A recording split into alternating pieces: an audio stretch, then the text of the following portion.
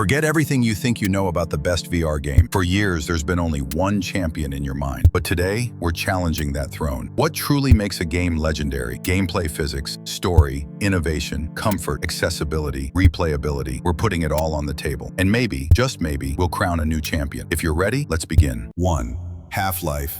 Alyx. Alyx is the textbook for storytelling in VR. Every object you pick up, every detail in the environment, every touch with the gravity gloves makes you feel like you're really there. As time passes, the rhythm never falters. Tension, exploration, and action balance each other out. Short and sweet, the magic here is world building. With the sound design, you're immersed in an environmental narrative. Even opening a drawer to find ammo becomes a small scene. Aiming feels solid, interaction is tangible. Put it all together and you say, yes, this is truly on another level. Now for a quick score rundown. Gameplay physics, 9 out of 10. Interactions are realistic. Aiming is satisfying. Story, atmosphere, 10 out of 10. A Valve signature, pacing, tension, emotional flow. VR innovation impact, 9 out of 10. Many standards were set here.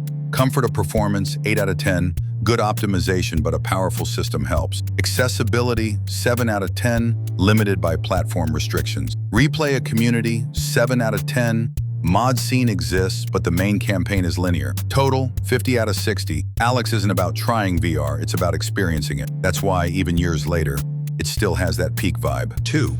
Asgard's Wrath 2. Asgard's Wrath 2 is an adventure that screams scale. A huge world, tons of activities, unforgettable bosses. Combat feels satisfying. Even with some repeated animations, it delivers. The mythology is compelling. Entering a new area truly feels like stepping into another realm. Its real strength is the epic adventure feeling it delivers in VR. Map design, side quests, and character progression combine into a just one more quest loop where hours fly by.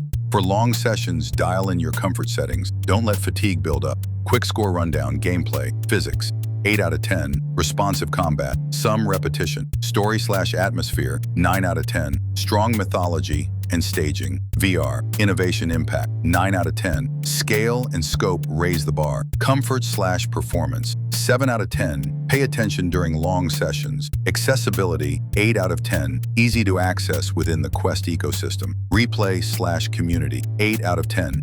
Lots of content, high return motivation. Total, 49 out of 60. In short, one of the first titles that comes to mind when you think epic journey in VR. 3.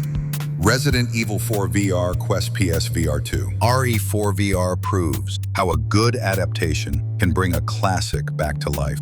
Over-the-shoulder aiming, drawing weapons, and the reload ritual all feel distinct in VR. The classic RE4 atmosphere works twice as hard in a headset. Sound and close quarters tension keep everything alive. This version isn't revolutionary, but it answers how do you adapt it very well. Even inventory management feels like a minigame. Once you enable comfort settings and dial them in, the flow is silky smooth. Quick score rundown, gameplay physics, 8 out of 10, satisfying weapon feel and reload.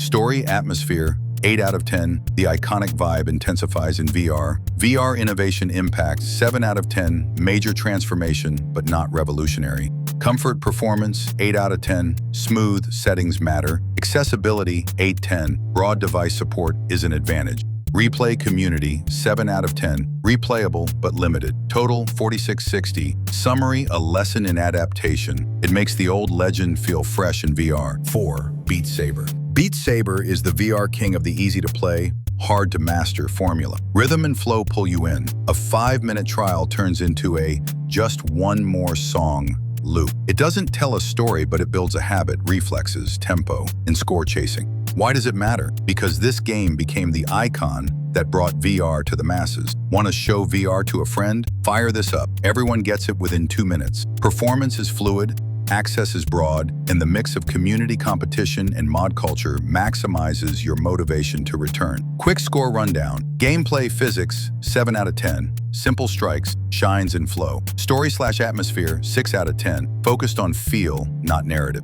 VR innovation/impact, 9 out of 10. The face of the genre, the gateway. Comfort performance, 9 out of 10. Smooth, friendly to everyone. Accessibility, 9 out of 10. Very broad device/library support. Replay/community, 10 out of 10. Scores, mods, endless replay. Total, 50 out of 60. In short, VR's party starter, still climbing to the top through another door. 5.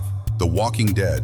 Saints and Sinners Saints and Sinners. is one of those games that truly brings close contact and physicality to VR. Inventory management, stealthy progression, the weight of decisions. The tension stays high and small mistakes are costly. The world isn't huge, but it's dense. Every alley feels like a mini-story. The real thrill comes from systems colliding. You gather resources, take risks, and make split-second choices at close range.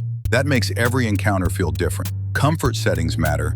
Up-close combat isn't for everyone. Quick score rundown, gameplay, physics 9, top-tier knife and weapon feel. Story atmosphere 8, consistent world and tension. VR innovation impact 8 of survival systems shine in VR. Comfort performance 7-10 close combat can be tiring. Accessibility 7-10 device version differences are noticeable. Replay community 8. Multiple approaches support replays. Total 4760. Final word, if you want tension you can feel in your hands in VR, this is the spot. Scoreboard. Here are the totals. Half-Life Alyx, 5060. Beat Saber, 5060. Asgard's Wrath 2, 4960. Saints and Sinners, 4760. Resident Evil 4 VR, 4660. Why are the top two neck and neck?